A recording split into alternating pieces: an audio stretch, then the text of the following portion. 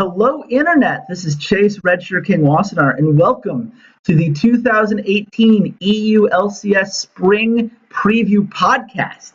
It is that time of the year again, the time in which anything is possible, in which we've had time to digest all of the roster moves that happened, all of the lessons that we learned from 2017, and we can come together and make some predictions that are guaranteed to be wrong by the end of the split, because that's how this all works. So I am very happy today to be joined by a round table of experts that are here to share their thoughts and feelings on every team in the EU LCS today. And we're going to start with my friend and Twitch streamer, Xander or Zetas. How are you doing, man? Hey, I'm doing great. Thank you for having me on once again. Glad to be here and talk about EU LCS. Yeah, always happy to talk to you, man. Another guy I'm always happy to talk to. He writes for ESPN and Inven, Adele Shredria. How you doing, man? I'm doing great, actually. It was a little weird, like going back to France during the off-season and then back to Germany just for the beginning of the season. But hey, gotta just get used to my surroundings again and just start working, really. Yeah, look, the grind is always real, and it's about to pick up in a fun way. And of course, we also have, he's been on the show multiple times before. He is our discount Geralt and Twitter analyst, Heck. How you doing, man? I'm doing great. It seems like you couldn't find more experts, so I was like, hey, get Heck back on. I'm good. Hey, man. I'm fine. It's a pleasure being here.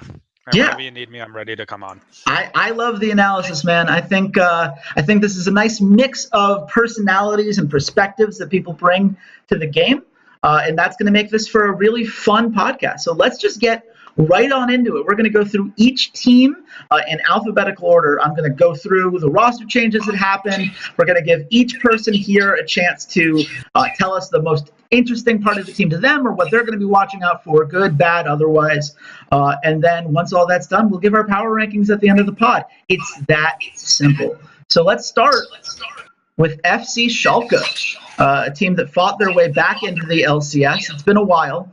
Obviously, huge football club over in Europe, and they have brought some brand power and some very talented players to the forefront on this roster here. It's almost entirely different than the guys that qualified from their CS roster. Upset is the only player that has maintained his spot, but they got Visit Chachi in the top lane from Unicorns of Love, Pride Stalker from ROCCAT, Nuke Duck from Vitality, Vander also from Vitality, and of course Boris, everyone's favorite. You may have known him as Crepo, though, as his head coach. Very interesting mix of teams. Xander, what are you feeling about this team, having seen what they did this offseason? I'm really hyped on this team. I think that the addition of Visit Chachi, who's huge in the top lane. I mean, I wasn't sure he'd ever leave UOL, but him coming here with this organization, I think is going to be really big. And, Pride Stalker and Nuke Duck were two great parts of other teams that, I think with a really strong top laner and, Vander and support shot calling down there, it could be a really serious squad. Yeah, it definitely can be dangerous. Heck, what are your thoughts on this Schalke team? Are you as hyped as Xander? I'm definitely hyped to see them. A big fan of Vizicachi, always have been fantastic goddamn player. I do have concerns about Nuke Duck. Last season he was not his best. He wasn't bad by any means, just he doesn't have a spark to him anymore, and Pride Stalker needs that spark in his mid lane. Like, he's a fantastic on his own, but if he has that spark in the mid lane, he can really just go off and take the game for himself. So I'm concerned about that dynamic. Otherwise, I'm pretty good with the team. Like, Vander's always been a great shot caller. Vizicachi, solid, good top laner. While I didn't put them top 3 for spring, I definitely think that if they just give time to develop, come summer, they're contenders for the title easily. Adele, are you with them on this? Is this a team that's going to grow into that kind of title spot? I do think Schalke has what it takes to get there, but it's just going to be a matter of time, Actually, I'm a little more down on Pride on the long run rather than Nuke Duck. I know that Nuke Duck at some point is going to stabilize, is going to like ease up into his role. He's not going to need to be that leader that he needed to be for Vitality to work, since he has Chachi up top, and well, Vander can always chime in from bottom lane. It's mostly about Pride making it happen on the solo lanes. I mean, he has 3 lane kingdoms now, when you had, actually, back in Spring Split last year, you had that lane kingdom thing going on between Vander and Upset. Now it's reunited. Nuke Duck has always been kind of a strong laner, just getting into mid and late game has been kind of an iffy point, and Chachi has always been stable on that regard.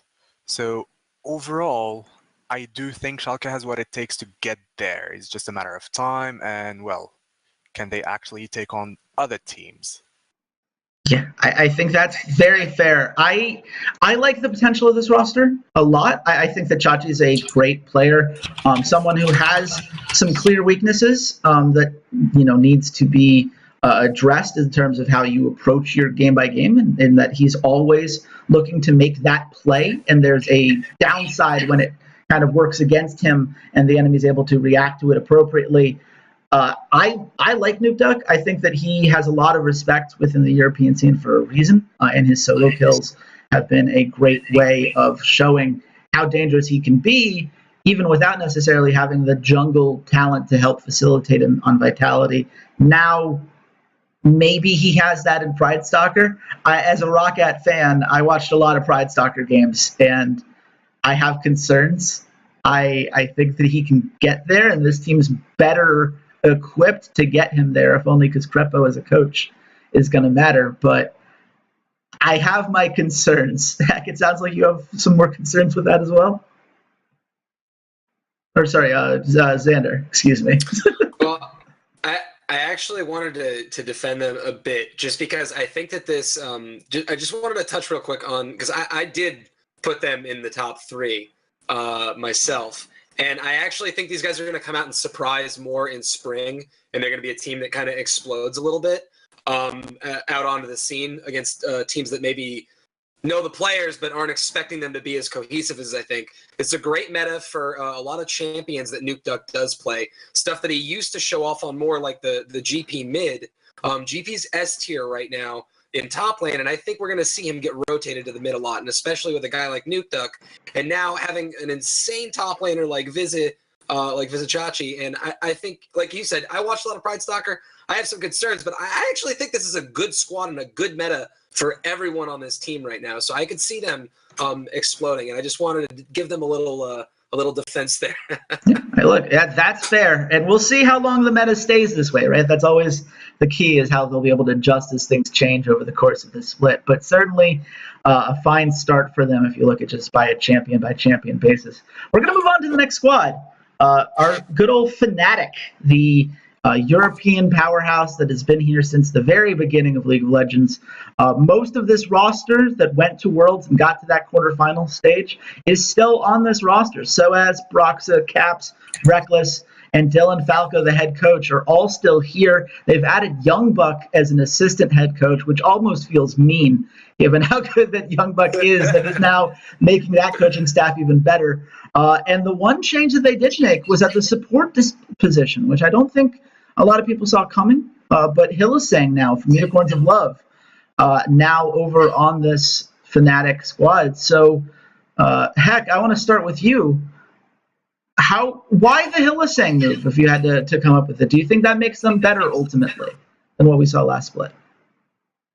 I don't know, because Jez was having a solid summer. Like he was definitely performing. He was definitely showing that he's a fantastic support. So I don't get why, of all lanes you could have changed there, Hillisang got brought in for Jez's. I don't know. Maybe Jez's wanted to take time off or not play. But either way, I feel like this is just straight up plug and play, right? Like Hillisang, by the end of his time on UL, I think he'd be on the same level as Jez's. I don't think you could consider him better or worse. And the rest of the roster, I think that they're going to benefit a lot from so many of these teams not having not being in sync as they should be to contend versus them, and that they will score highly by spring, as well as Caps like really coming into his own. right? So as everyone knows and loves, the guy's a fucking monster. He's gonna remain a monster. I don't know if I can swear, but I'll swear anyway. Go for it. Yeah. Fuck it. Swearing is fine. My only concern is the same concern I had last year, and it's a concern that will not go away, is Reckless being touted as the superstar carry when, again, he's not a superstar carry, not in pre-made 5v5s. He can be your solo queue superstar if you want, but he does not have that superstar status. And how much he's being saved and protected and babied in that position will always concern me, but if it ain't broke, might as well not try to fix it.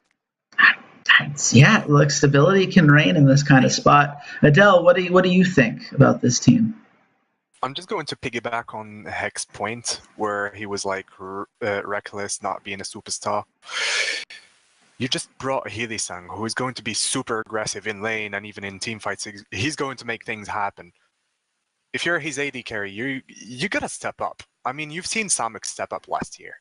You've seen other AD carries actually come into their own just from playing with Healy, like going full-on aggressive. And, you know, they're not going to just stay calm and farm and everything unless it really makes sense, and then they bide their time until they make something happen. I think the same's going to happen with Reckless, where he will have an aggressive playmaking support who's going to communicate for him, so he's just going to ease up a little bit and focus on his own play on top of that. Now, as far as other parts of the team, I'm like, Broxah and Caps really need to continue growing. I totally see them doing that, but if Fnatic is going to have to perform, they definitely need to grow.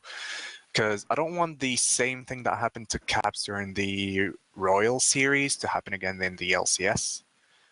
I don't know if other mid laners are going to make that happen, but still, that's just a small pain point that I want to see gone as far as Fnatic is concerned. Very fair. Xander, what about you? Where do you stand on this team? Yeah, I mean, I didn't. Based on my rankings, I didn't see Fnatic going insanely high this season. I think that the coaching staff changes were really positive. I just think that adding Youngbuck is good. You can't make an argument where that's not. So, but outside of that, they had synergy issues, across the map, and I don't see how adding Hilly is going to fix that, especially if, like they said, Reckless is going to just want to sit there and farm. He's going to have to step up and play more aggro, and really hard carry from. He's going to have to play more like Uzi. If everyone's going to continue comparing the Western carries to what they could be in Uzi, then they got to start playing like them. Got to start playing like that guy. So I don't know. I don't have insanely high hopes for this squad, but. It's Fnatic, so you can never count them out. I think Worlds alone dictates that. Yeah, there's a resilience there, and certainly an experience when things go wrong. They're going to be able to adjust and handle it in-house. It's a weird team for me because on the one hand, I have a rule in the spring split: stability reigns. 9 times out of 10, the teams that keep most of their players, they don't have to take as long to adjust. They don't take as long to build up those synergies. They get that kind of head start because they already know what they all need from each other. And this is only one roster move. So I would say, stability reigns. This should be a great place for Fnatic to be while everyone else figures themselves out by the time the summer split rolls around.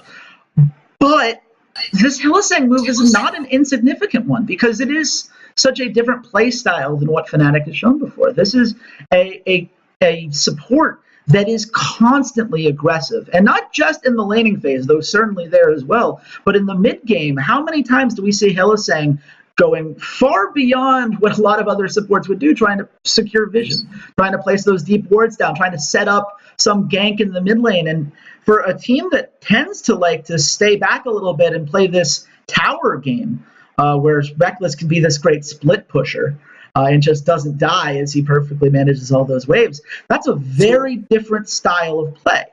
Something's going to give there. And to me, the fact that it's in the bot lane with a guy in Reckless who I have a lot of respect for as a player, but it is worth noting, because he's very honest about it, that he has had some issues in the past trying to handle some of the emotional side of things. I think that can be a concern. That can ultimately come back to haunt them if there is this massive disagreement between the two.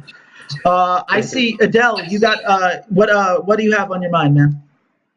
So actually, as far as Fnatic is concerned, I've also noticed that sometimes, like especially, do you remember in the end of the spring split how Leroy-esque their playstyle was? They were constantly looking for trouble. And at times also during like summer split, at least in the very beginning of it, and a little bit during the World Championship, they showed some flashes of that. So I think Hidisang would actually amplify that, but also give it like more direction, I would say. As in, he has experience with far more chaotic circumstances than that. So I do think that aggression is not going to be too much, hopefully, for them, but that remains to be seen. Heck, bring us home. One final thing I wanted to note: you make good points about Hylissang's aggression and all that, but don't forget, this isn't Reckless and Fnatic roster being plugged into UL. This is Hylissang being plugged into Fnatic. There is a big difference there, because whereas if this were Reckless being plugged into UOL back when Hylissang was prime top best support in the league, you would obviously think, okay, he has to adapt to Hylissang because this is Hylissang's roster. This is how Hylissang plays. This is how UOL plays. They have power in that. Hylissang is being put into a roster where his power may not mean anything. Because their playstyle, it's Fnatic. They've been playing with Reckless like this for God knows how long. It's much harder to get Reckless to ever adapt to Hylissang's style than backwards. And Hylissang's new there. Who knows? He might have the jitters of, oh, can I actually play this way with this guy? Are we good enough for that? And especially with Hylissang's style, it won't be as straightforward as I am aggressive, you are now aggressive with me as well. I'm very concerned about that, but I do think that, like Chase said, they are in a world where everything around them is chaos. So they're essentially the team to beat, really. Yeah. And I think they deserve that spot. And it is a very good point that you make. This is Hylissang having to adjust to Fnatic here. I have no idea what a Hylissang that's playing a little bit more conservatively looks like, but we're going to find out in theory. That's going to be one of the more interesting things to watch this split for sure. We're going to move on to a team. Out the hard way. Yeah, absolutely right. We're going to move on to a team that usually we would be plugging in as the kings to beat, G2 Esports. They've won all 4 EU LCS championships in the 4 splits in which they've existed at the LCS level. This is a team that did pretty well at the World Championship, and very little of that is going to be relevant as we look at this roster because they are very much in a rebuild. 4 out of their 5 players and their head coach have all moved on. Perks is going to be the one centerpiece that they still have in the mid lane, but everyone else is a mash of different players, all of whom are good. We got Wonder from Splyce in the top lane, Yankos, the former First Blood King, now just very good jungler from H2K. Hjarnan and Wadid ripped away from my ROCCAT boys, and I think potentially going to surprise some people from what I've heard. It's a good bot lane. It's a good bot lane. And Grabs, which he was the head coach for ROCCAT. And yeah, that's about where I stand on that. Let's start with you this time, Adele. What do you think when you look at how this new look G2 roster came together? So as much of a downgrade as the bot lane is, that's mostly a credit to Sven and Mithy, to what they were able to accomplish, to like 4 splits of actually, winning the LCS, and also the Origen experience where they were absolutely demolishing things as well, even though they didn't win a title back when Fnatic was at its prime. But still, even despite a rebuild, G2 manages to build a really solid team. You have Wunda, who's going to be a solid laner, or at least also a solid TP player as well.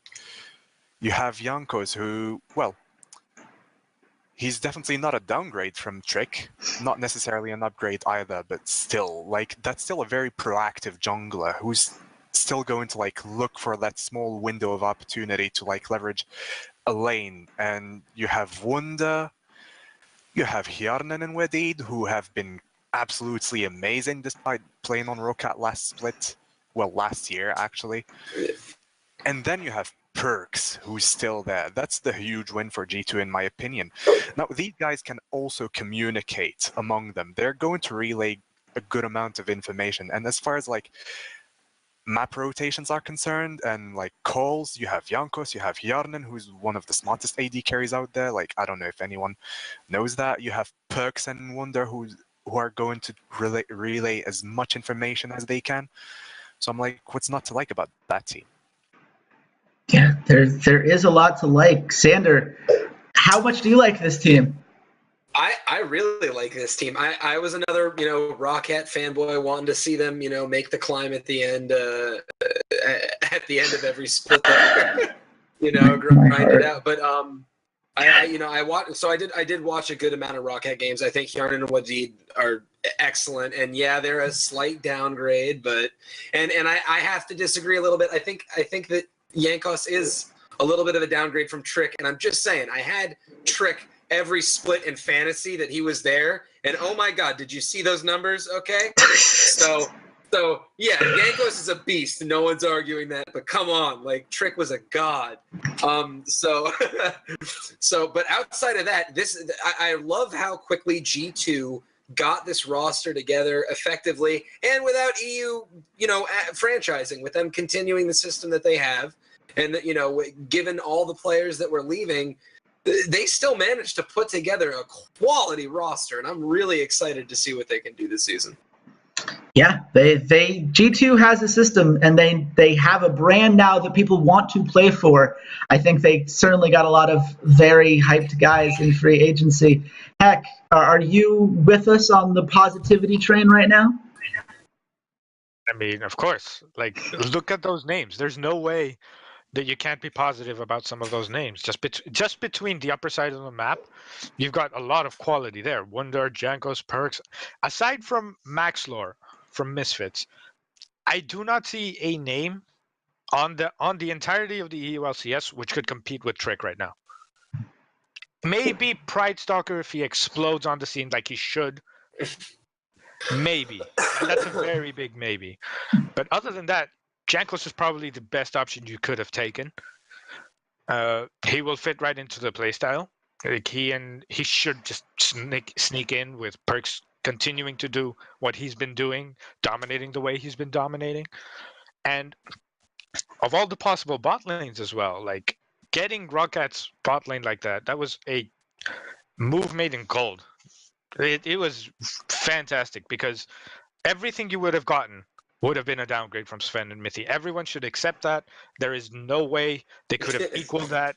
Yeah. No way in hell. Like, unless you're getting straight up Longju's bot lane from last year, you're not right. anywhere close. But considering the time that they had and the resources that they had, this was probably the best possible bot lane that they could have just gotten and be like, hey, you guys will play here. You guys will play well. We don't need to force you into any playstyle because you will help us work that playstyle. And just 10 out of 10, really. I expect them to finish either second or first very easily. Yeah, it's a really smartly assembled roster.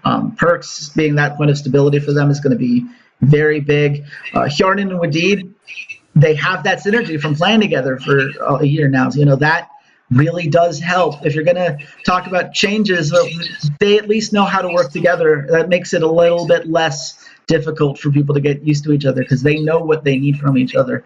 I like Wonder, I think, a little bit less than some of you guys do. I think Wonder in the last year or so has taken a little bit of a step back.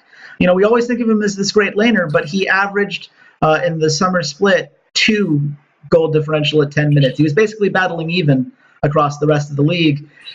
I don't know that he's the same commanding presence as he was before, but Jankos makes that a lot better, right? Because if you were to write up the jungler that you would want to get someone back to that laning advantage that he was securing day in and day out, I think Jankos is the guy to do it.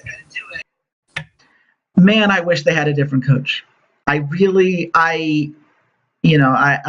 heard some things behind the scenes that tell me that Grabs and ROCCAT did not work out for a reason. And I do have concerns as to whether Grabs has absorbed the lessons that he should have learned from that ROCCAT team and will then be able to take these very talented G2 players and make the most of them. The roster, I have no concerns about. I like all of these guys overall.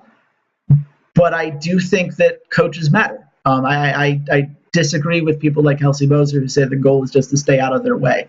I think there's more that can be added to that. And I don't know. I think that coaching step back, to me, is the harshest thing that G2 faced this offseason. So I have my concerns.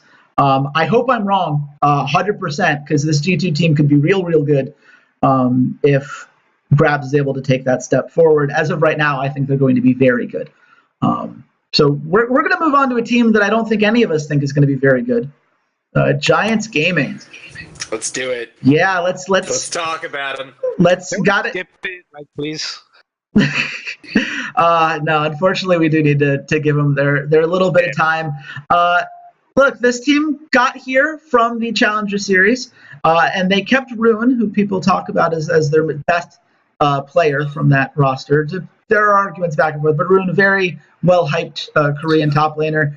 They kept their head coach, Nuruterador, which I hope I pronounced correctly. But the rest of this roster is a who's who of why. Joko in the jungle, Betsy in the mid lane. Betsy having a starting LCS mid lane job in 2018.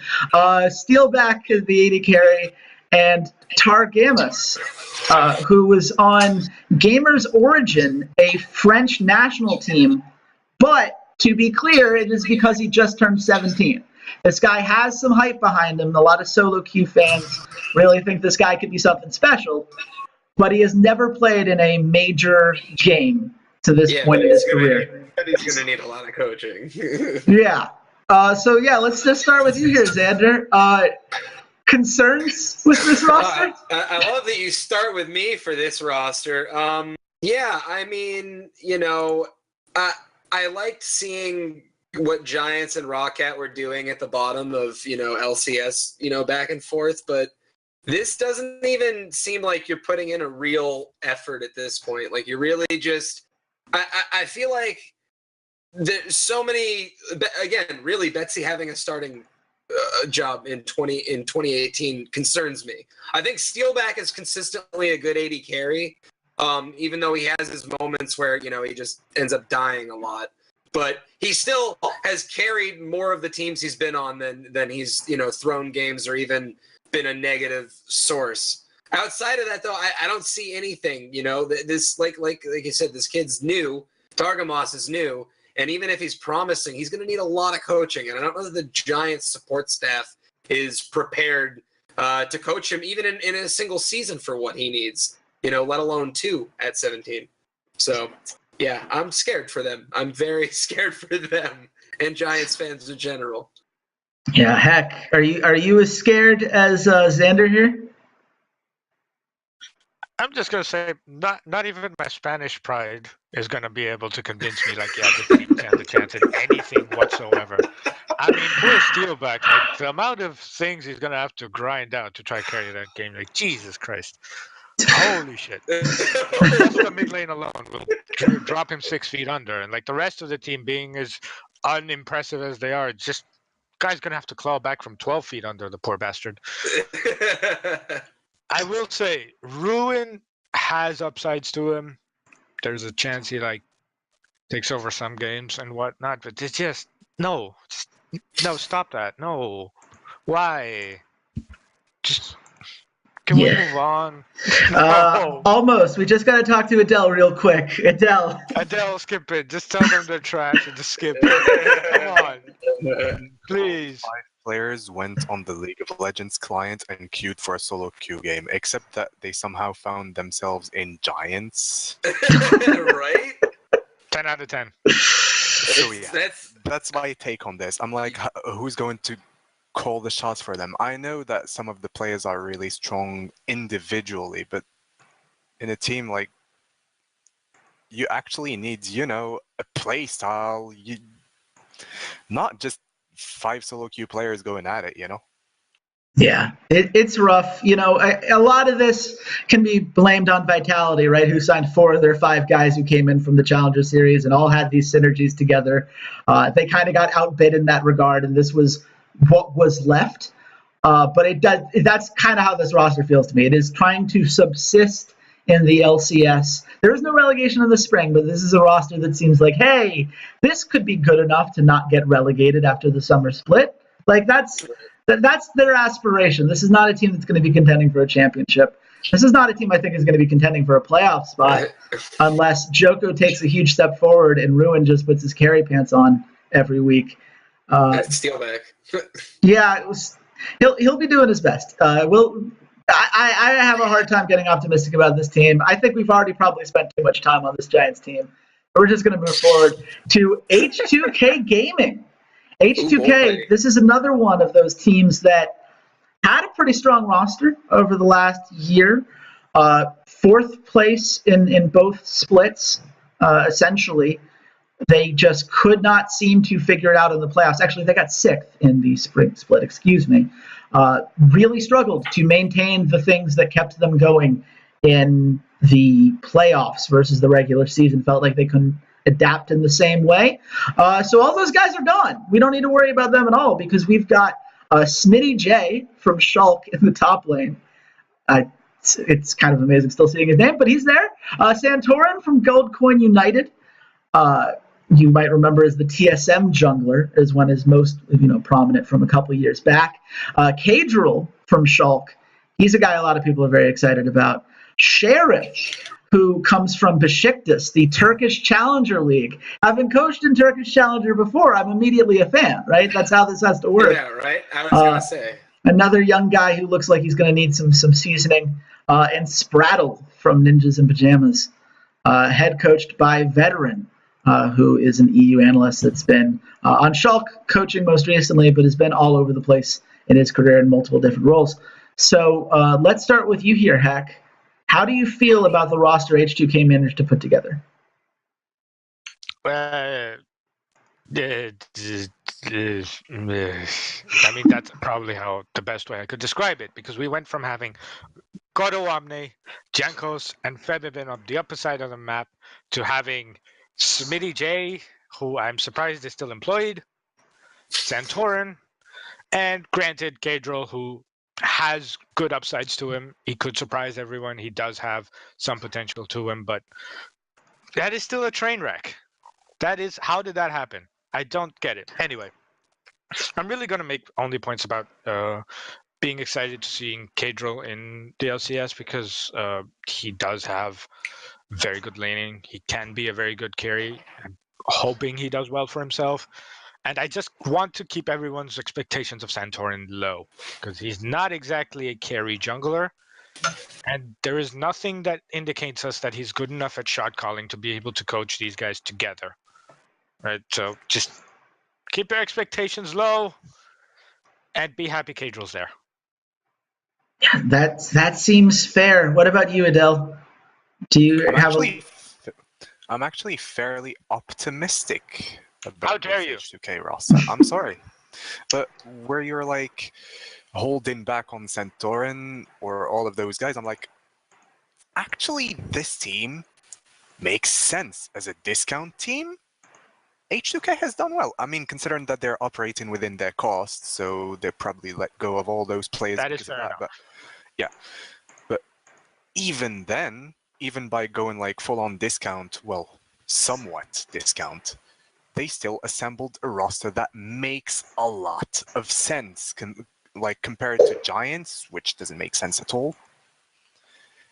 these guys can actually communicate. You have Smitty J in the top lane, who's actually had a really good campaign in Giants, actually. If you remember them back when Maxwell was there. Like, he was actually carrying his lane, like, snowballing it. Now, if he has Centaur in alongside him, who says it's not going to happen again? This time around, he has also Kadril, who's going to also make things happen, hopefully, in the mid lane, even though the competition's kind of stacked on that position. Who knows? On the other hand, the bottom lane is where I'm, like, slightly worried. I don't know if they're going to hold in their first split. Sure, they've got a lot of talent, but it's not talent that you need to, like, make it in the LCS. It's more than that. But still, as a team, I do think that there is a very small chance, but still a chance nonetheless, that they can leverage to get into the playoffs as the last spot. That's just my take on it. Fair enough. Xander, where do you land on the Adele to Heck hype scale with H2K? I'm pretty sure I put them in 6th. You put them 7th. Oh, I put them 7th, but I'm not gonna lie. When I looked over the rosters again, I think I switched to it well. But that's okay. Regardless, I felt they were like 5th to 7th. Okay. Honestly, I don't think that Smitty J is as bad as most people think off of the last split. He did have a solid split. Granted, he had a better jungler, but with our North American import jungler Santorin here, okay, our NA import represent, okay, from How dare you even utter those words? Hey, listen, all right, that's what it says, okay? He's an import. God damn it. So Semantics.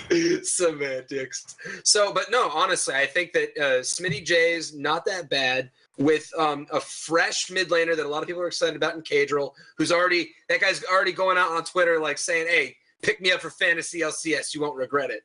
And I like that. I really like it when, you see the newer guys coming out and being pretty hot on their stuff, especially you see it happening in the playoffs for football right now, for American football. So see a lot of that young trash talk, that young excitement, and you give them some real pieces. I think bot lane is the biggest concern here, and then it's going to take them some time. But you could, inside of a year, you could see this team end up in the playoffs in the last spot. And for a discount roster, which I think that was the best point. I wanted to make that point myself. For a discount roster, it does make sense, and it does look a lot better than a couple of these other rosters out here. And if that's all you need to do to, not get relegated, maybe even make it as that last seed in the playoffs while you're in a rebuilding year, so be it. That's not a big deal to me. Yeah. It's a smart call.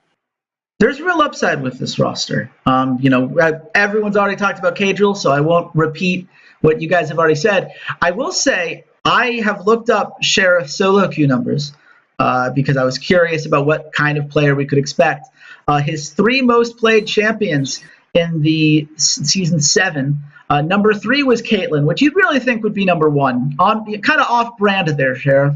Number 2. Welcome to the League of Draven. So I'm already a fan. I'm in. Just play Draven once, and I will be rooting for you guys. It's a good meta for Draven too. It's not bad. And Jhin was his number 1, funnily enough, but with a below 50% win rate on it, so which is kind of. We'll see. I think he could be good. I think he's very young. I wish he wasn't being paired with Promiscu, who I don't have a lot of faith on to give him a lot of help as he learns the game and gets used to LCS speed. Spraddle officially changed his name back, right? Because you called him Spraddle earlier. Oh, I guess he is now Spraddle again. I honestly. He's back to Promiscu. He's Promiscu now. Oh, he's Promiscu again. Okay. Yeah. Promiscu by any other name is still just as poor of a support. But we'll see what happens, man. I hope that he's improved. I hope that he can help Sheriff grow. I have my concerns on that. I think that this team, if everything breaks right, is going to be contending for that last playoff spot. And if everything goes wrong, well, they still have some time to adjust and some young players who can take that time and hopefully be better off in the summer split. So I think that this is a fine place for H2K to be. They will have to hope that franchising isn't a thing in 2019, because I don't think Daddy Riot is as happy with them as maybe we are with what they've done in this offseason. So Yeah. we're going to move on to. 1 second. Oh, yes, please. One point I wanted to make. The only thing I'm looking forward to from HCK's bottom lane is watching Promiscuous face being photoshopped again. Oh, I need to see that in my life. It was so bad. So bad. The memes are too real. I appreciate that. We're going to move on to the team I'm most excited to talk about today, because this is the team that's kind of become, I'm still a ROCCAT fan. I want to make that clear, but this is kind of my esports mistress right now. Like, we have a great time together. There's a lot of love there.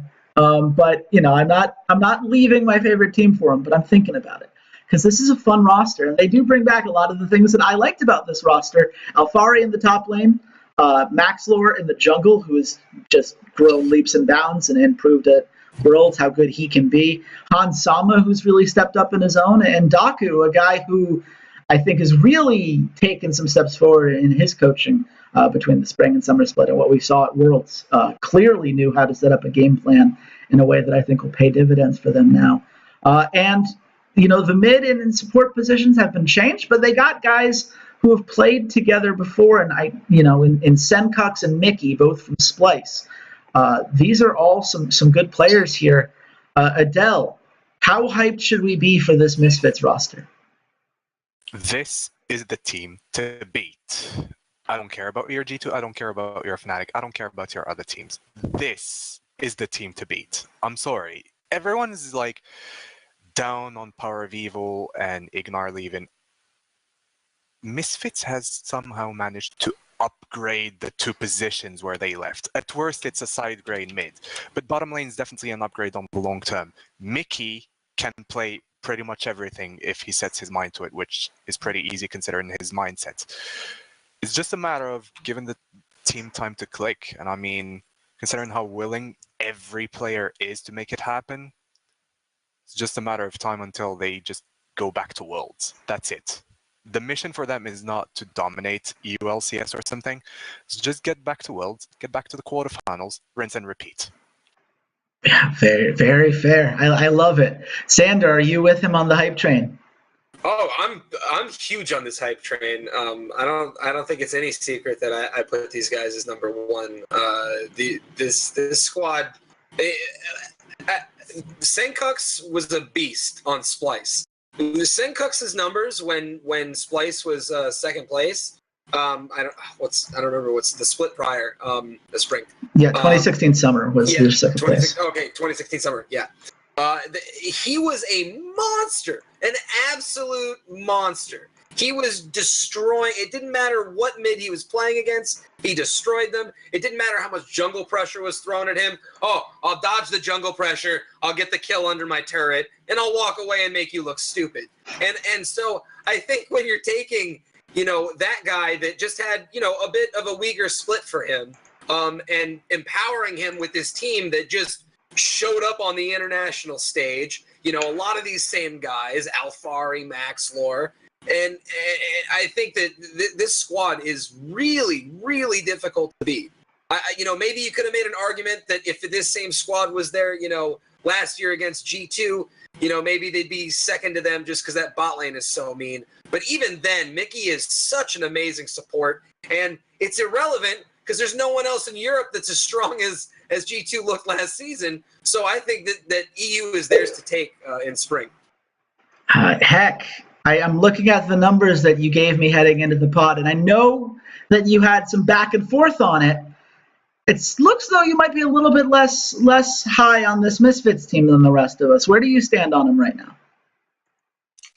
I'm not less high. I am super hyped about the bot lane though. Like Mickey, people will start hating it early on because Ignar was so iconic in the way he played and how he roamed and how he did most of his actions, but let's not forget what Ignar did. He did better than anyone else in EULCS could ever do, but Mickey X is better at more things than Ignar is. Mickey X could do everything, in a lane. He can be the defensive guy, he can be the aggressive guy, he can be the roamer, he can be the hooker, he can be the tank, he can be the peel, he can be everything. Ignar was exclusively good at being that hyper-aggressive, drag you in, force you to fight support. And while that is great to watch, it is fantastic to follow, and I'm glad Ignar made a name for himself with it. It can only ever get you so far. I hated doing rankings and numbers specifically because I would constantly swap Fnatic and Misfits in space. I'd always keep G2 second, but I'd keep Fnatic and Misfits rotating between first and third because that's how I expect them to go. Because this team, just straight up, is the only team that hasn't lost in the offseason. Straight up. You can argue whether they upgraded or downgraded in mid till the cows come home, but there is no denying that they did not lost, and like I go with Adele, this is the team to beat. Yeah, I love this roster. And for me, I wrote an article about Misfits changes and why I believe that they are upgrades for Unicorn, which I'm going to put in the description link below. The TLDR there is that Semcux had a better KDA and was more consistent than Power of Evil for most of last season, even in what we saw as a quote-unquote down year. The guy plays very similarly in that roaming mid laners are his thing, his bread and butter. He's one of the few guys that can play Aurelion Sol and play it well. I think that the one thing that's going to change a little bit, just because Mickey is a little bit passive, more passive and more oriented towards team fights, so this is going to be a team that was trying to win the game in like the 15 to 25 minute mark to a team that's now going to be in the 20 to 35 minute mark, maybe a little bit more team fight oriented rather than trying to get as many skirmishes. But and all the tools are there, all the pieces to have a super dangerous team are all set up. And you know, we're looking at guys in Hansama, Maxlor, Alfari who have a year of experience now under their belt and are going to continue to grow. I could not be more excited for this roster. It's going to be real quick. Those mid support those support ganks mid. Those came at like 6 minutes. Misfits wasn't waiting until 15. They're trying to make them forfeit. Ignar definitely picked that up as the season went along for sure. Mickey, it's going to still be a strong laning phase, which I think is something that people should remember. It's not going to be kill focused; it's going to be zoning focused, which can be just as deadly, if not more. Shows you kind of squeeze people out sometimes. And I think Heck really hit on the versatility of Mickey X, which is a huge point, and I'm excited to see him and all the stuff he's going to bring. Yeah. The thing I loved about Ignar, though, is like he saw Riot patch notes. He was like, teams can now surrender from 15 minutes. Let's make him. That's what I loved about Ignar. He just straight up went like, I'll make you surrender. By the end of this year, someone surrenders at 15.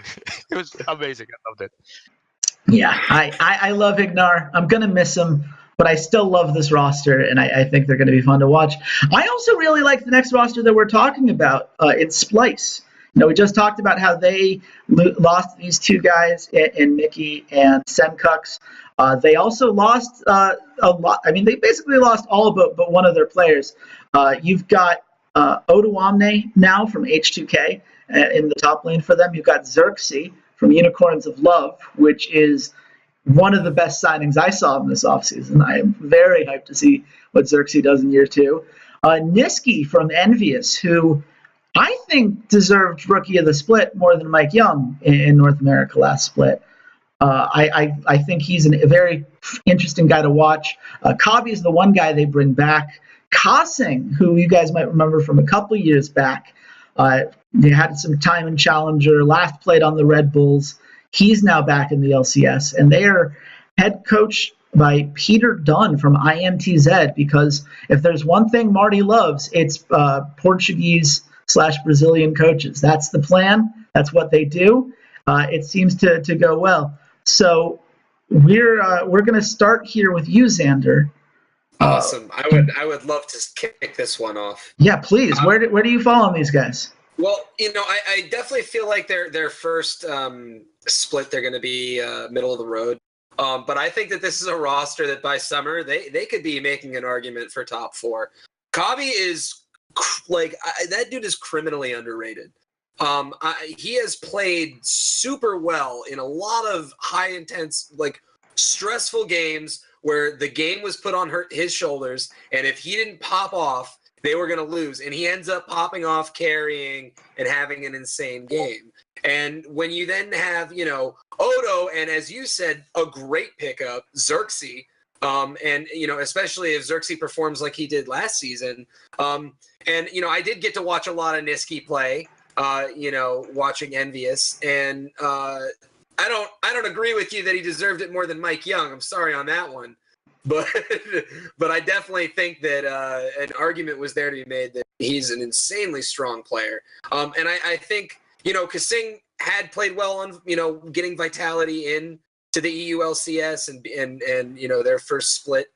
He actually was one of the stronger supports in all of EU, especially for the first 8 weeks or so. But I'm he still concerns me. He's really inconsistent. He's kind of like special for me, where he's either you're like, what was that play, or you're just like, what was that play? There's no middle ground. It's one or the other. You get one or the other. So but yeah, no, I think middle of the road to start off the split, but going deeper into the season, this is a squad that could make a good run. Yeah. What about you, Adele? Where do you stand on this roster? So you have probably the best TP player in Europe, or one of the best TP players at least, in Odoamne. Then you pair him up with another efficient communicator, even though I don't know what made his communication work past that H2K era when he was with Odoamne, but he was also with Jankos and Hjarnen, who were really strong shot callers as well. But that's a lot of information circulating between the two, and then you pass it to Xerxes. That's a natural fit for Xerxes. And then you have two guys who are going to have to operate within that framework. I feel like that's a good fit. But I don't know, compared to the other four teams. You have Schalke, who are looking really strong off the gate. You have Fnatic, who are going super aggressive, but otherwise won't change too much. You have G2, who we've described before its length, and then you have Misfits. I do think Splyce are a step below, at least for now. Now, I don't know if it's going to be mostly Niski easing into the EU LCS or something that's going to hold them back. But I do think that even though they're probably better than the other teams that are behind them, they're going to probably struggle against the other ones. Yeah, that is fair. Heck, where do you stand on we've got excited for the potential. We've got it looks like they need a bit more. Where do you stand on this team? Give them time. That's really where I stand on this, because you have my Lord and Savior Godo Omne in the top. Godo Omne, amen. I mean, it just simply the best. Vizicachi comes close, but Godo Omne is the best. And you take Xerxes, who was playing with Chachi not long ago, another very strong teleport top laner, very strong laner. You plug him in with Godo Omne, which is arguably the only possible upgrade you could have had in this league. So I'm really excited to see how their duo work out. Niski, he'll have some growing pains. I mean, he's moving into a different style, to a different region. It's gonna be there. He's eventually gonna get there, and I'm almost certain that's where the complications will start, because it's gonna be very mid-focused. Just keep pushing, keep having mid-push, so your jungler can do his invades here and there. But I guess with time, you'll just grow into it. Kabi was solid, pretty good last season even. He'd easily make a top 380 carries last year. No problem there. And Kasing, who has played with Odoamne before, there's nothing but good things to say about him. He's always been a good communicator. He's always been a good roamer, which I always like to see in supports. But yeah, no, I'm middle of the pack for spring, because above them they just have that group of teams that are slightly stronger in very specific areas. But I can easily see them fighting for top 4-3 by come summer easily. I'm very hyped for Splyce on the long run. and we'll see what they can do. That is very fair. I'm a little bit more hyped for them right now than I think it sounds like some of you guys are, mostly because I think that Xerxes is so good. I love the way that he has moved around the map.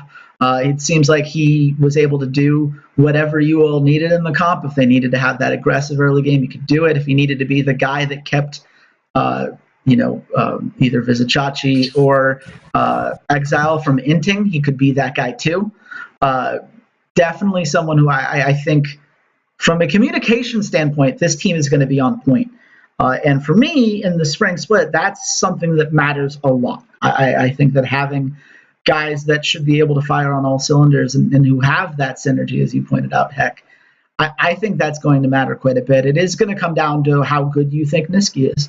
If you think that Niski is a very good mid laner, and I happen to think so, then they're going to do well by the end of the split, and they're going to be competing with those top teams that Adele mentioned and have kind of dominated most of our conversations here today.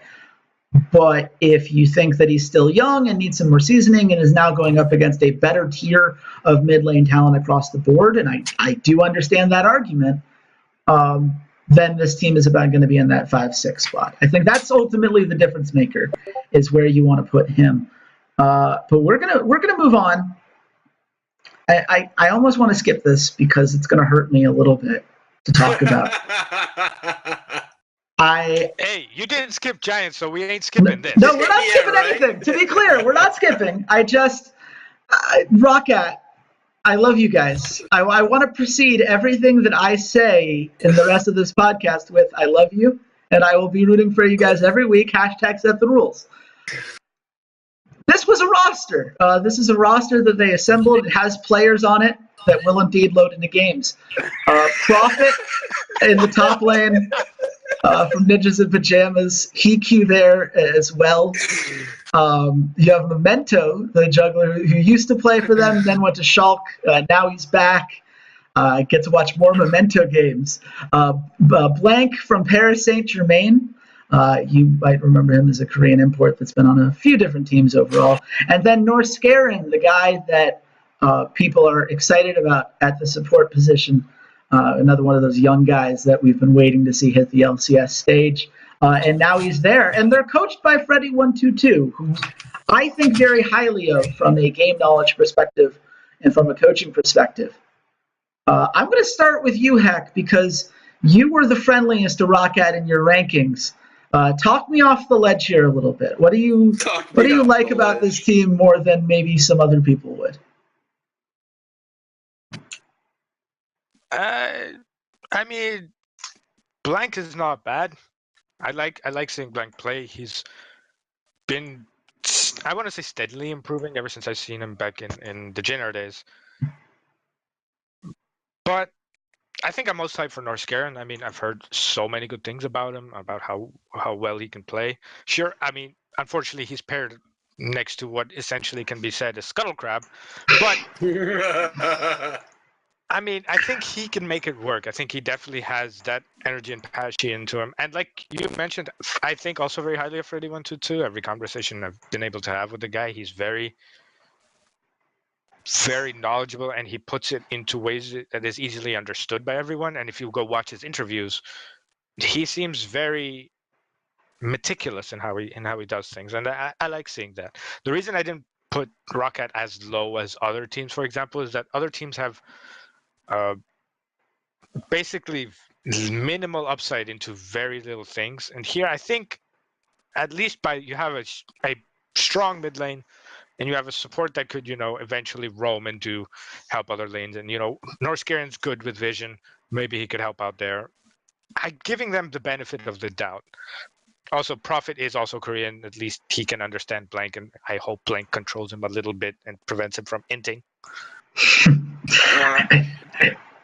I hope so. I don't know. Yeah, I sure hope so too. I do think that Prophet not being able to communicate to his teammates explains 90% of why he would split push, regardless of any situation, game state. Didn't matter. Push them towers. Adele, where do you stand on this ROCCAT team? So, do you have a 20-faced dice? I can get one if you want. Wizards of the Coast always puts those online. I mean, that's pretty much what Team ROCCAT feels like. You have a 20 face dice, you need to roll a 20 crit. If it works out, it's going to be amazing. Like, every ranking right now would be completely wrong if it works out. But that's a huge if. I mean, yes, Blanc, or Blank as some people call him, is a really strong laner. And actually has developed, at the very least, basic English communication skills over his time at PSG. Prophet, I'm less sold on. I feel like he needed more time to develop, but well, he's going to get some time with ROCCAT. Memento is definitely going to make things happen on that regard. But then I'm like, who's going to communicate, and how is communication going to work on such a team? And that's where I'm like, question marks all over the place. Because I don't know who's going to make calls. Okay, Memento maybe, then who's going to give more details as far as the call is concerned to Blanc so that he can relay that info to Prophet and Prophet relays some other info back. It feels like it's going to be lacking. Some other teams in that tier, maybe H2K, Vitality, won't have that problem as far as information being lost is concerned. Also, you don't know how North Karen is going to adapt to the LCS, so I'm really on the fence as far as that lineup. And considering what there is as far as competition is concerned, I mean, yes, they're not going to be Giants level. Hopefully not. But it's going to be pretty rough on them to even contend for a playoff spot, in my opinion. They have the tools, but it's going to be rough. Yeah, that sounds about right. Sander, what you got for me? I don't understand how this team is going to communicate whatsoever. That was my biggest issue with Dell, and I think that I hope Norskeren is everything that people want him to be. But if your hope is on a new support coming into the the EU LCS, and to have to carry Hiku, first of all, that's one thing you're asking him to do off the bat, and then to also now say we're delegating to you communication with two Korean players who maybe don't communicate as effectively, and on top of that, your roaming presence is Memento, who, I'm sorry, but he's not an insanely strong jungler. This isn't a presence that excuse me, this isn't a presence that's going to be able to roam around the map telling you exactly where the enemy jungle is, exactly where the gank is coming, and having vision, at the appropriate moments. I don't see it. Basically, can Blank or Blanc carry hard enough, and is Norskeren going to adapt quick enough to be able to roam mid to basically support him and snowball him? And if that one game plan gets counteracted, I don't see how this team wins games. So for me, I'm pretty sure I put them in last place. Yeah, I think the communication point is the one that stands out the most to me. I think Freddy122 is going to help with that. I think that he's certainly a guy who I think is going to have command of that locker room. There are a lot of young guys that are still learning. And I do want to say, people who watch the Challenger series will attest to the growth that Memento has had since the last time we saw him. He led all Challenger junglers with an average of 225 goal differential at 10 minutes in the Challenger scene, which is completely the opposite of anything that we saw in his last LCS debut. Whether he's able to keep doing that against a higher tier of jungle talent, we'll see. But I want to believe in that. I want to believe that Norskeren's going to be as good as advertised. I want to believe that Prophet and Blank will be able to communicate. Not yet. I think this is going to take time. I think this is going to be a rough spring. I think ROCCAT's best chance is to establish a foundation that can get them ready in the summer to start capitalizing on these little things. I think that they should be playing the spring split. There's no relegation. They don't need to worry about that. Just cement these lessons in there, go through the fundamentals, Figure it out. Try different things. How does a blank carry game look like? What does a profit carry game look like? What kind of pathing do we want from Memento? If they go 0-18, but they find the answers for their system in the summer split, that's a successful split for ROCCAT. I hope that doesn't happen because that would be heartbreaking. But I am hopeful for the summer. I think this is going to be real rough. And the fact that I am a fan and that every team I love is cursed and dies miserably across all sports, esports, anything, it's hard for me. Hack, close us out. What you got? 3 things. Number 1, if you're this cursed, please wear a TSM jersey. Everyone says this. I don't think the curse works that way. I think the esports world, like the esports gods, know whether I truly believe. TSM's too good, sorry guys. Nah, come on, don't curse Ben and Mithy. It's tough. 2 more things. They're making that sweet and $1. Like they can be cursed all they want. Number 2. Norskaren is basically laning with the human embodiment of the thinking emoji. And number 3, we were mentioning 20-sided die. That's how Memento's debut was. He played with a 20-sided die and he just rolled. He got 5, then he went to red. He went to blue. He got like 3, and that was int. Then he just went to die. 3 was int. These are all concerns. You're not wrong on any of them. Let's move on. Let's move on before I start crying on cam. That's not good for podcast. Team Vitality. I got material on ROCCAT for good days, Yeah, look, I'm gonna just start watching like 2014 VODs when Yankos was just popping off. It'll be fine. Team Vitality. Interesting roster. This is a team that feels a lot more like what Vitality should have been building towards over the last couple of years. A lot of young guys paired with a coach in Yamato Cannon who is really good at coaching young guys up and establishing the fundamentals the way that he did with that Splyce team back in 2016.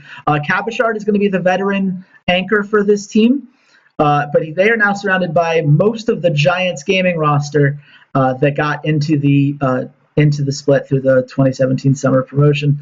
That's Gilius, God Gilius, if you will, Jizuke in the mid lane, who looks real good. Mini Trupax and Jack Troll in the bot lane, and this is a team that, as people have pointed out to me as I've gone back and forth on them, a lot of experience playing together. Adele, how much do you think that helps them? Do you think that there's a cohesion there that could make this team better than people expect early on in the season? Early on in the season, probably not, because the same thing happened to Dignitas EU, aka Splyce, except that these guys, I feel, have what it takes to at least mitigate some of those losses. But later on, I do think that they're going to come into their own and become a playoff threat. Because right now, I'm just waiting for them to adapt to the LCS, except for Gilius, who has LCS experience. And, well, it's been hit or miss for him. Maybe some of it is due to who he was paired with. Maybe some of it is just due to him needing to learn more. But this time around, he has actual legit talent he's paired with. And so I'm just wondering, how much of an impact is Yamato going to have on this roster compared to the one that he had on Splyce, the old one? So, although things seem to indicate that maybe that's going to repeat itself, I don't know. But still, they're not going to be Giants material, and I do think that the worst that I can expect from them is they're going to maybe have a bad spring split, but then they're going to come alive in the summer split. But that's the worst. Yeah, that's very fair, and I think I'm in a very similar spot to where you are there. I want to turn to you next, though, Xander. How do you feel about this team?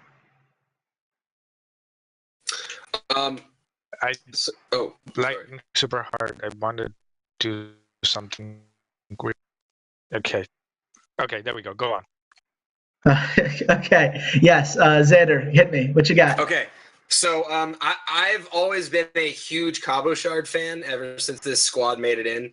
I really enjoy how strong his carry play is from the top lane. I'm a top laner, obviously. So, I don't think this squad is going to be in the top half in spring. They don't look strong enough to me, right? Off the bat. But given Yamato Cannon and these young guys, and I like Gilius, I like Jizuke, I think we can expect really good things from them, this split. And when you pair that with what I consider on carries, I think he's the strongest top laner. When you look at, TP and everything else that makes a good top laner, Vizzy and Odo do it better. But as far as you watch this guy on Gangplank, you watch this guy on, Fiora, you watch this guy on, Graves when he was meta.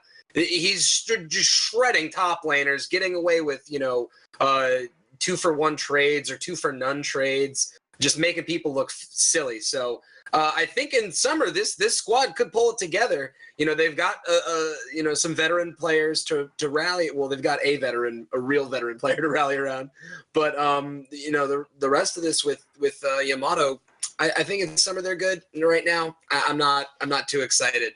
I feel like it's going to be a lot of what I saw last year, which is Cabo pops off early in the game. They get a couple early kills, and then their macro and everything else just falls apart completely.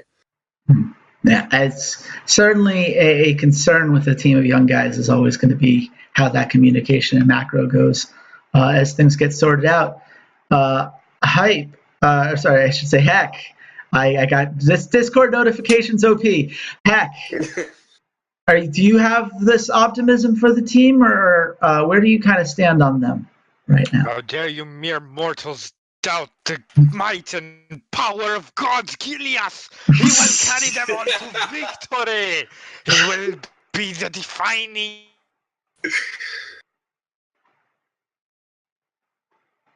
Oh no. Okay. How extreme that man is. Is so extreme. I swear to God, it annoys me. But I will say this. To the note of Cabochard being the carry, I will go back to 2015, 2016 someday from KT Rolster. That is Cabochard. Essentially, that's his position. Mm-hmm. Because if he is given enough of the time to do his thing his way with his resources, he will go off. He will carry. He will 1v2. He will do his thing. And he is arguably better at his thing than anyone else is on this league. Problem, his thing requires too much attention.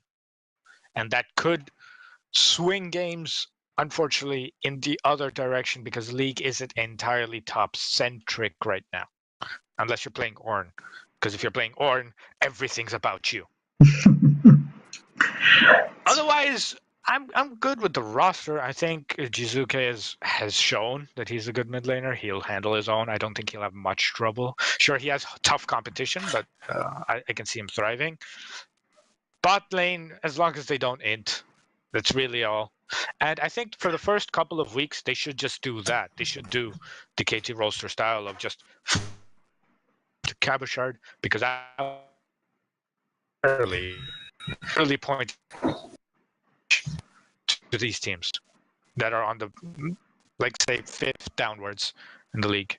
It's just they need to make that working, because that is a style that will work until people catch on. Yeah, it's very much in play. Adele, you want to add something real quick before I wrap up here?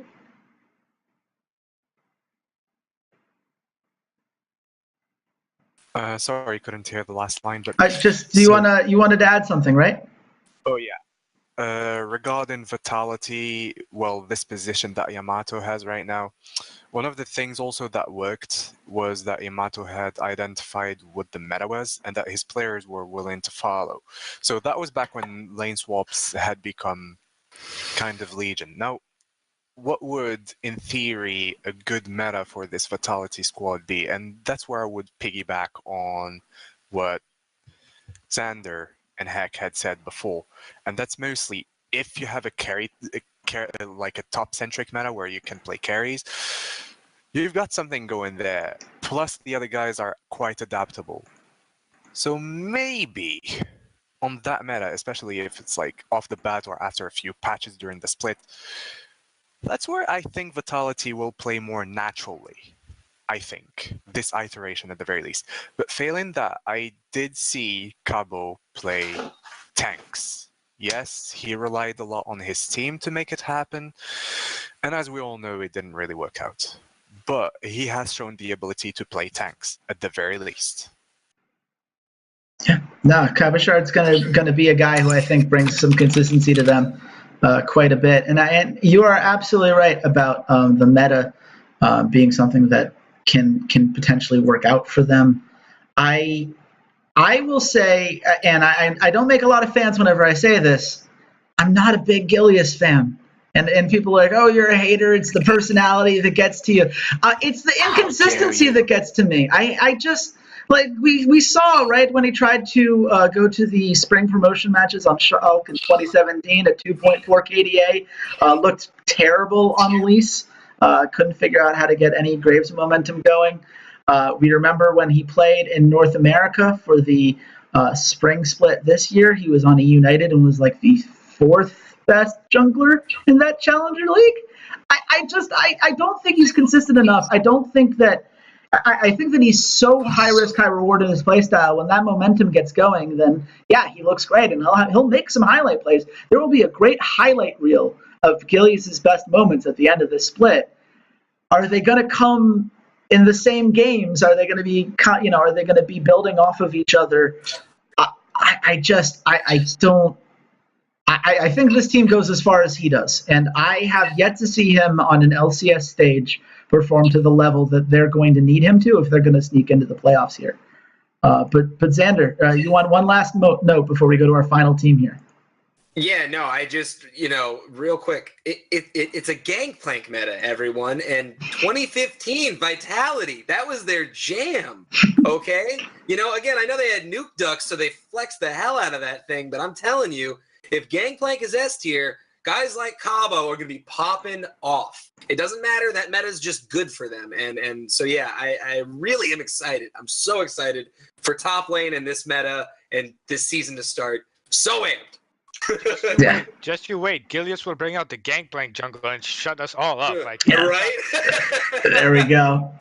They're like 60 yes flexing that Gangplank between as opposed to top lane. Like, screw you. I'm the carry now. Oh, man. I can see that. I would watch that too. I think that's fair. I like Jizuke too. I think he's going to be. Their flexing things will be a potential there. I really like his upside. We're going to go on to the last team, the Unicorns of Love, one of the most passionate fan bases in Europe, a fan base that is hanging in there. Tough off-season moves for them. Vizichachi and Hillisang were so beloved on that team. There is no replacing them from a personality standpoint and a impact that they had on the franchise.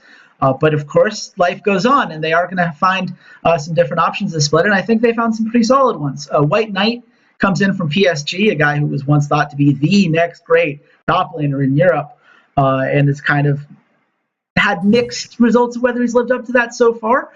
Cold, formerly known as Trashy from Splyce, is going to be their jungler in this roster. Exile, Samix, and Sheepy are all still here, and Totoro, the support from the BBQ Olivers, has made his way over to Korea, bringing a whole bunch of fried chicken. We're going to have the fried chicken versus chicken nugget wars when they go up against awesome. Misfits. I'm in. I'm 100% in.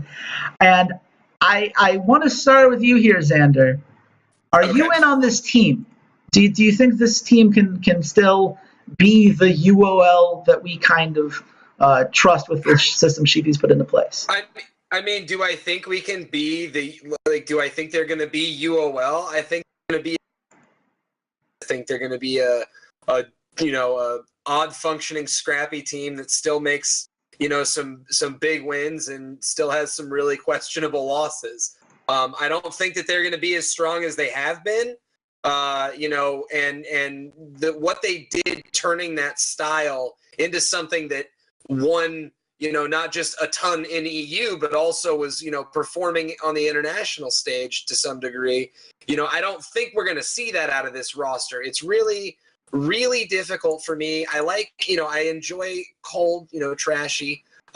White Knight as a top laner, he hasn't shown me anything that is going to be, greater or, necessarily a whole lot worse than most of these other top laners, especially with some of the newer top laners coming in.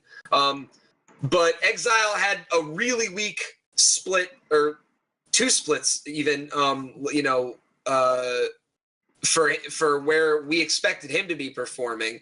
So if he doesn't step up, and with the new additions to top and jungle, I don't know. I see this as a middle of the team that could come out in summer and do something, but yeah, I'm not really feeling it a ton right now. I'm feeling it like I'm eh. Okay, you're eh. That's fair. Heck, where do you land on the hype to eh to oh my god no scale on this UL roster? I mean, they essentially retained the worst parts of their team in their mid laner and their AD carry from the old UOL. I mean, really, there's not much that has me hyped. Like, sure, they have Trashy, but there's really nothing there that makes you think, oh, this team actually stands much of a chance going up against some of these other rosters over there. Like, the only thing that is that Exile and Sam. I'm like, GP still does his things right, but there's nothing hype there. I like Totoro, I do, but I really, really, really do not see him doing much on that roster. Just isn't much upside. Yeah. Also, Romain left. Like, how can you even care about this team anymore? Like, Romain's gone. The main powerhouse and the main thing that keeps that team united under the banner of unicorns and love and pink and all that is gone. How dare you ask me about this team? I'm just gonna cry. Good night. Oh man, yeah, another irreplaceable part of that UL organization, and now he's on the green wave and Optic, which just feels wrong on so many levels. But Adele, do you have a little bit more hype for this team than Hack, or are you another kind of doomsayer for these guys? Cannot be a doomsayer as long as Giants has a strong. Now, drive that dagger even further, mate. Just even further. I'm sorry. The thing is, right now, I would still, at the very least, early on, I would still position them maybe above Vitality and Giants. Maybe. Or at the very least in the run-in for that 6th spot. Now, as far as communication is concerned, yes, I know, I say communication a lot. If you took Trashy away, they would probably be near Giants level. But you put Trashy in, and all of a sudden, this team can kind of operate. Well, kind of? No, they can operate. Considering that Exile was such a huge part of the team's comms, even back when Hidechachi were there. Exile actually occupied a lot of comms and relayed a lot of information, which sometimes kind of sidetracked him of maybe what happened in his own lane. But at the very least... That whole not dying thing. Yeah. I mean, who knows? Maybe now, at the very least, they have comms from the jungle, though. Mm-hmm. Which is something kind of new to that whole lineup ever since, I don't know. Since when did UOL have a communicative jungler? They've had a lot of different junglers. They had that one season where they started 4 different junglers in 18 games.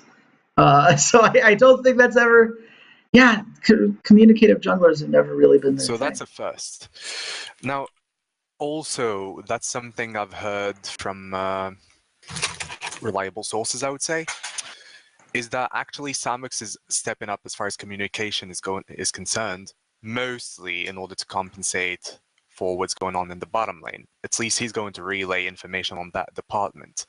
Now, I don't know what's going to happen as far as having a game plan, as far as what Cheapy has in mind, as far as his system is concerned, if he's going to implement that. I'm going to definitely expect less craziness, though. This is not the Healy Chachi Unicorns of Love. This is not the guys who are going to like take risks just because there is like a tiny chance that it might work out and then turn it into like an almost successful Nexus dive or whatever you call it. But still, they're going to try. They're going to be a little more consistent, but maybe like having lower highs than the previous roster is what I'm expecting at the very least short and mid-term. Now, I don't know what's going to happen in the long term, but I still think that they're going to be in the run-in for playoffs unless Vitality and H2K come alive much sooner than we expect them. Yeah, it's... I go back and forth on this team about 1,000 times before the making of this podcast. On the one hand, I think Cold certainly from a shot calling perspective helps out, but at the same time he's been rough mechanically at times. His champion pool has felt a little bit squeezed at times. Not necessarily a guy that's going to be a playmaker per se on most champions in his arsenal. Exile really struggled in the summer split. I do think taking away those shot calling privileges helps, though. I think making it so he doesn't have to be the one focusing on all those fights is a big deal. I like Samix a lot. I thought he was a top 3 AD carry last split. I thought he was an amazing team fighter for them. He was the one thing that gave them that kind of consistency in a split where a lot of, at different moments, we saw players falling out a little bit. And so pairing him with Totoro, I like, but also Totoro's English doesn't seem great right now. And this is a one Korean roster, which historically has had a very hard time communicating. White Knight is a guy that I want to see do better than I've seen from him. The hype was there. Nowadays, it's not so much, and there's a reason for that. But the potential's there, and Sheepy's working with him. So I go through this puzzle, and ultimately, all I can go to when push came to shove was that Yos, who's been on the show before, the Unicorns of Love owner, messaged me and said, "Don't sleep on them again. That's not going to work for you. Don't do that. You learned your lesson from all these years in which you've been lower on them." And I'm doing that. I'm gonna say that they figure it out because Sheepy's a really good coach, and you will tend to figure it out when push comes to shove. But that is it for the team by team part of this podcast. We're gonna close out here with our rankings. Now, I know Xander and I went 1 through 10, and we feel comfortable with that. I think Heck and Adele had a little bit more like a tier system. So I'll let you guys present what you think will happen by the end of the split in the way that makes the most sense for you. Let's start with you here, Xander. Where do you see this season ending up when you look into your crystal ball? When I'm looking into my crystal, I rated everyone specifically, but I'll give a broad answer here. I think that it's pretty clear to see that teams like Misfits and G2 should have an easy time securing this spring split and being up at the top, owning the meta, setting the meta, and doing whatever they want, basically. And then you got some other teams that I'm really looking forward to, like Schalke and this Splyce roster. And obviously everyone's keeping their eye on Fnatic because it's Fnatic, even though I think that they're going to, underperform this split more than last year. And then, you got your back teams, which we're all still keeping an eye on because we see potential for them. Your H2K, your Vitality, your Giants, your UOL, and your ROCCAT, this back half. I think that the fight for 6th and 7th place is going to be huge in EU. I think that it's going to be extremely contentious and that those lower rosters, as they figure out what their new guys are doing and they take in their newer pieces. And I think that we're going to have, some people just gone that are currently on these rosters within the first few weeks. I think there's some people that have played consistently poor, and even though they're starting off, I don't necessarily know that we're going to see them at the end of the split. I think Misfits and G2, and I think Schalke and Splyce are the top 4 to watch. And everybody outside of that, I wish you guys luck. Yeah, that's fair. Adele, you're up next. How do you see this season playing out? So actually, I have a difference in my top 4 where I would put Fnatic definitely over Splyce. So with that said, I would put Splyce in a tier on its own, and then I would put UL, Vitality, H2K on their own tier, running for that 6th place. Well, then you have the question mark tier where you don't know what's gonna happen, whether they're gonna be like actually contending out of nowhere, or well, you never know with them. ROCCAT. ROCCAT has always been that blue shell at times. So that's just the blue shell tier where you don't know where they're gonna end up. And then you have the vacuum tier, and then you have the Giants tier. I'm sorry. I'm just sorry, but I hope that Giants will make me, eat my words in the end of the season, but I'm like really pessimistic as far as they're concerned. But back to the top, I still expect Misfits to be slightly ahead of the pack. But still, it's going to be a rough battle in the end between Misfits, G2, Fnatic, and Schalke. At the very least on the long run. Because on the short run, I don't think Misfits is going to be anywhere near approachable unless someone cheeses them or unless they just have like a bad period. But still. Yeah, very fair. Heck, you're up next. What you got? I'm just torn to bits. I don't know what to do up there. I really no idea. What I do know clearly, at least for spring, will be a massive fight between Misfits, G2, and Fnatic. Simply because Fnatic is still Fnatic. They do their thing, and most of them will do a lot. And I don't have much in tiers. Like, everything works. Like, because Schalke is a clear 4th. Clearly 4th. Very good team. I see them top 3 in summer, definitely. I definitely see them fighting for it. Splyce, I like, but they're the exact line breaking the top and the bottom half of this league, and they're on the. It's good to see that almost, because there is no other team that we can all agree on that is just good enough to keep itself from the bottom, and will eventually fight for the top. And then the bottom is just a mess. I don't even know where to put where. It's just it's like watching a broken leg, which corners torn off of that one. That one has less studs. Why is this one filled with plastic? And where'd the glue come from? Someone just taped it frosted together with duct tape, and then it fell, and the duct tape melted, and you just got this stinky plastic all over the place. Like, what's going on? What is this league? But anyway, at the bottom. It's IKEA furniture with no directions. Dude, like, IKEA is now in Finnish. Now, what the fuck are we gonna do? At the very. Oh, okay. Hey, you're back. You want to finish that point up real quick? It looks like maybe Hack needs some time. He gave us most of his rankings, so I'm just going to go straight into mine until he can get his sound back going. I did my numbers. I do this every split, so for posterity's sake, I'll give those out real quick. Number 10, I have ROCCAT because I'm cursed, and I think this roster takes time. Number 9, I have Giants because I agree that like those two are in a tier in and of themselves. I think it just is they're both in a pretty rough spot right now. Hey, Heck, I'm doing my rankings real quick, and I'll let you make your last point in a sec. Team Vitality, I have at number 8. Vitality, UL, and H2K. I could have gone in any order for me, but I think Vitality, I have. I don't think there's as much upside as there is for H2K, who I have at 7. And Unicorns of Love, every time I count them out, they figure out a way. I'm not doing that this time. I'd rather be wrong because I trusted this team that always seems to figure it out. So I have them at 6.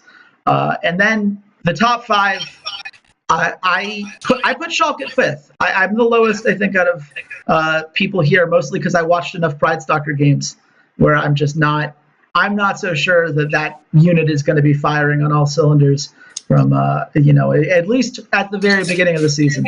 Number 4, I've got Splyce. I really like the Splyce team. I think that they're going to figure it out. I think that there's a lot of good players on here with some high upside. Number 3, G2.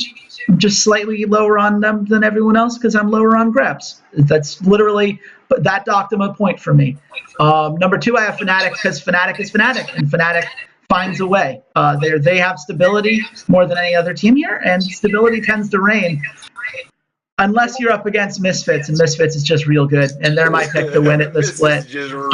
I'm real hype about this team. That's going to make the pain of this ROCCAT roster that scares me a little bit easier. Heck, I'll let you wrap up real quick, and then we'll take it home. Yeah, the final point, I just wanted to say one thing. You know when you're at a club and you walk out the back door of the club for whatever reason, and you see the dumpster, and right underneath that dumpster you see like a giant puddle of God knows how many liquids and fluids put together? That's Giants. That's my final point. Oh, man. Oh, God. That's a point that needed to be said. I think that's fair. Needed to be said. I needed to get out of my system.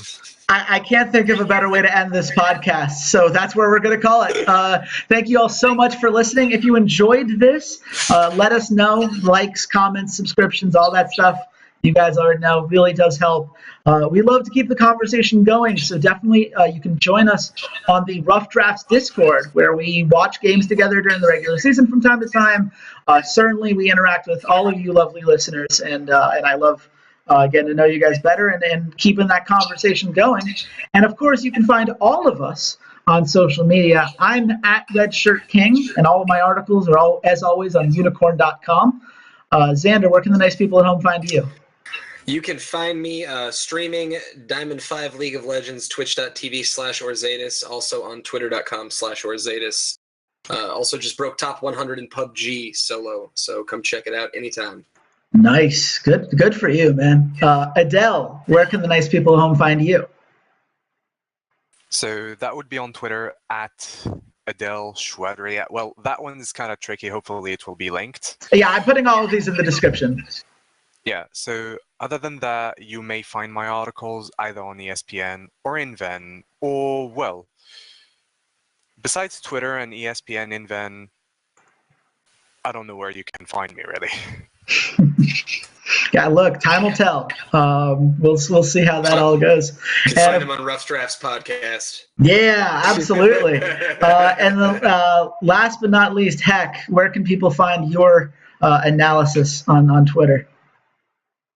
You can find me in the middle of Madrid crying my eyeballs out because Giants is so completely irrelevant as the only Spanish representative in that league. At Heckmeister on Twitter, or Heckmeister on Steam as well. Like play a lot of dumb shit. Also, you said you're a Diamond 5 streamer. Play a little bit more, you'll be able to take Hikyu's spot. Right? I don't care what role you are. You're guaranteed better than Hikyu. I can one-trick Alawi in the bot lane. I got this. It's a good metaphor. Yeah. I mean, Kleptomancy started on Ezreal, right? Yeah, like, right? Exactly. Do it. Screw it. I'm telling you, man. Scouting Grounds 2019. That's the play. Watch out. I'm with you on this. Thank you guys so much. I'll be the oldest guy there. Absolutely. I will be back. I'm going to be doing a quick kind of go by the Gambling Lines podcast. That's going to be a new kind of vlog that replaces the old Guess the Lines segment, so I can do them more regularly. And until then, goodbye, Internet.